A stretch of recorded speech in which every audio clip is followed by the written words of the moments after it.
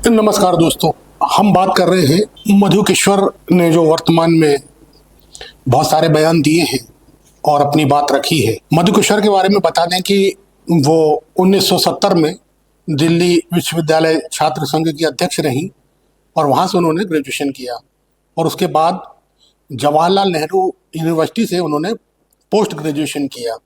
यानी शिक्षा के मामले में एक संपूर्ण महिला हैं और उन्हें संपूर्ण जानकारी है हर विधा की। और उसके बाद उन्होंने सामाजिक जीवन में कार्य करने का निर्णय लिया और बहुत सक्रियता से अपनी भूमिका निभाई। 1985 से लेके 2014 तक वो निरंतर मीडिया में, संचार माध्यम में अपनी भूमिका निभाती रही और जितने भी मुद्दे आते थे विशेषकर महिलाओं से संबंधित, उनमें वो अपनी बड़ी बेबाक राय रखा करती थी और उनका बड़ा नाम था और अभी भी है। और उन्होंने अभी कुछ रहस्योद्घाटन किए हैं और जिसमें उन्होंने प्रधानमंत्री नरेंद्र मोदी के बारे में काफ़ी कुछ बातें कही हैं। जहाँ तक प्रधानमंत्री मोदी के बारे में उन्होंने जो बातें कही हैं वो एक निजता का मामला है। राजनीति में, सामाजिक जीवन में निजता का मामला होता है और उसका सबको सम्मान करना चाहिए। लेकिन सबसे बड़ी बात यह है कि उन्होंने जो कहा कि ये सब कुछ यहीं तक नहीं ठहरता।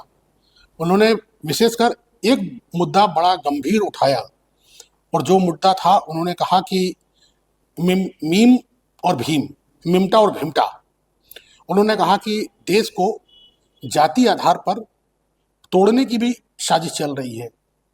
और हम देखें तो इसमें सच्चाई ही सच्चाई है।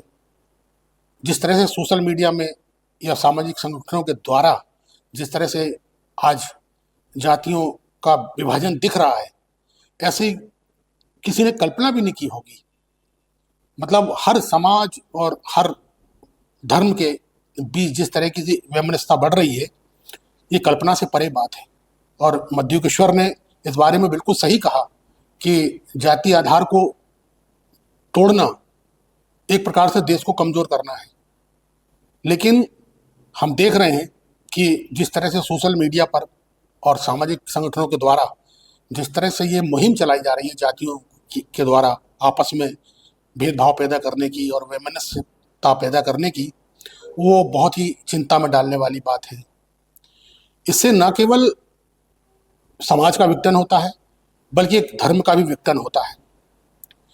हम देखें तो विशेषकर ब्राह्मण वर्ग को टारगेटेड किया जा रहा है और ये सब अच्छी तरह जानते हैं कि ब्राह्मण हिंदू धर्म की वो धुरी है जो ब्राह्मण के जो हिंदू धर्म की जो भी सांस्कृतिक विरासत है उसे आगे ले जाने का काम, चलने का काम ब्राह्मण करते हैं। एक ऐसी सोची समझी राजनीति है या षड्यंत्र है जिससे लगता है कि कहीं ना कहीं ब्राह्मणों पर अटैक नहीं किया जा रहा, उन पर प्रहार नहीं किया जा रहा, लगता है हिंदू धर्म पर प्रहार किया जा रहा है। क्योंकि अगर आप उस मूल केंद्र बिंदु को ही आप कमजोर कर दें तो स्वाभाविक है कि वो जो ढांचा खड़ा हुआ है वो अपने आप कमजोर होके भरभरा के गिर जाएगा। और ये बिल्कुल साजिश लगातार 10-12 साल से चल रही है और सबके सामने है। एक पोस्ट डालने पर सरकार अगर उसके खिलाफ डाला जाए तो उसको पोस्ट को डालने वाला न केवल जेल में होता है बल्कि उसकी सारी पोस्टें, उसका लाइसेंस रद्द कर दिया जाता है और वो जेल के अंदर होता है और उसके बाद पता नहीं होता वो है कहाँ। लेकिन पूरे धर्म के खिलाफ, पूरी जातियों के खिलाफ ये वैमनस्य लगातार फैलता जा रहा है और सरकार कुछ भी नहीं कर रही। आखिर इनको रोकने का काम किसका है? सरकार का काम है। सरकार लेकिन कहीं भी इस मुद्दे पर सक्रिय नहीं दिखाई देती, जागृत नहीं दिखाई देती और कार्रवाई करते नहीं दिखाई देती। और जितने और राजनीतिक नेता हैं, सामाजिक कार्यकर्ता हैं, मीडिया वाले हैं, विश्लेषक हैं, पत्रकार हैं, एंकर हैं, कभी इस मुद्दे पर बहस करते दिखाई नहीं देते। सोशल मीडिया पर लेकिन ये जो कुत्सित प्रयास है ये अनवरत रूप से जारी है, इसमें कोई रोकथाम नहीं है और दिन पर दिन बढ़ता जा रहा है और सारी सीमाएं लांघ चुका है। अब वो सीमा बची नहीं है कि उसकी ऊंचाई की कोई सीमा हो, या गहराई की कोई सीमा हो, या आगे की कोई सीमा हो, या पीछे की कोई सीमा हो, कोई सीमा बची नहीं है।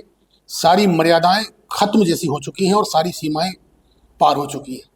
लेकिन सरकार का इस मामले पर इस तरह का रवैया जरूर संशय में डालता है, और न कहीं मधु किश्वर की ये बात सही होती दिखती है कि इसमें सरकार की ही उदासीनता है जिस कारण ये सब बढ़ रहा है। तो आखिर ऐसा हो क्यों रहा है? कौन कर रहा है? कौन हिंदू धर्म को इस तरह से तोड़ना चाहता है, या आपस में देश के अंदर धार्मिक और जातीय वैमनस्य फैलाना चाहता है जिससे देश कमजोर हो? इस सवाल का जवाब सिर्फ सरकार ही दे सकती है। इस सवाल का जवाब सिवाय सरकार के अलावा किसी के पास नहीं है। लेकिन सरकार इस विषय पर मूक बनी बैठी हुई है और उसकी तरफ से कोई कार्रवाई नहीं की जा रही। सवाल मधु किश्वर ने अनेक उठाए हैं, लेकिन जो ये सवाल उन्होंने उठाया है कि जातियों के सहारे, जातियों के विभाजन के सहारे देश को कमजोर करने की जो साजिश है, और न केवल ये देश को तोड़ने जैसी साजिश है। अगर हम जातियों में, हिंदू क्या, धर्म क्या है? जातियों का समूह है, और उस समूह की एकता ही हिंदू धर्म की एकता है। लेकिन जब उसे ही तोड़ा जाएगा तो स्वाभाविक रूप से हिंदू धर्म कमजोर ही होगा, ये सब जानते हैं। लेकिन हिंदुओं के पैरोकार भी, जो बड़े बड़े पैरोकार बनते हैं जिससे उन्हें सर्वोच्च सत्ता मिली है देश में और प्रदेश में, उनकी भी चुप्पी कहीं ना कहीं संदेह के घेरे में है। कोई इस दिशा में आगे नहीं आ रहा, ना कोई इस दिशा में कोई पहल कर रहा है। अब कौन पहल करेगा, और कौन पहल करेगा भी तो उसका कितना परिणाम मिलेगा और क्या उससे नतीजा निकलेगा, ये भी एक सोचने वाली बात है। क्योंकि इतने व्यापक स्तर पर जब कोई चीज़ फैल जाए तो उसको रोकने का काम सिर्फ और सिर्फ सरकार कर सकती है, और सरकार की भूमिका जो है वो पूरी तरह से संदेहास्पद है, और अब सरकार के ऊपर ज़्यादा जिम्मेदारी बनती है। वरना ठीक है, जो चल रहा है, जैसा भारत के लोगों की जनमानस में एक रही है विचारधारा की, जो जैसा चल रहा है चलने दो, सब अपने आप ठीक हो जाएगा। अगर हम इस सिद्धांत को लेकर चलते रहे तो फिर ठीक है, उसमें फिर कुछ नहीं कहना। लेकिन हाँ, अगर जो हिंदू के पैरोकार बनते हैं, जो धार्मिक पैरोकार बनते हैं, अगर उनके मन में जरा भी कुछ बचा हो, कुछ लज्जा हो, कुछ शर्म बची हो, तो इस दिशा में वो पहल करें, और देश आगे जाके किसी खतरे में पड़े, किसी टूटन में पड़े, किसी फिसलन में पड़े, उससे पहले कुछ उसका उपाय कर लें।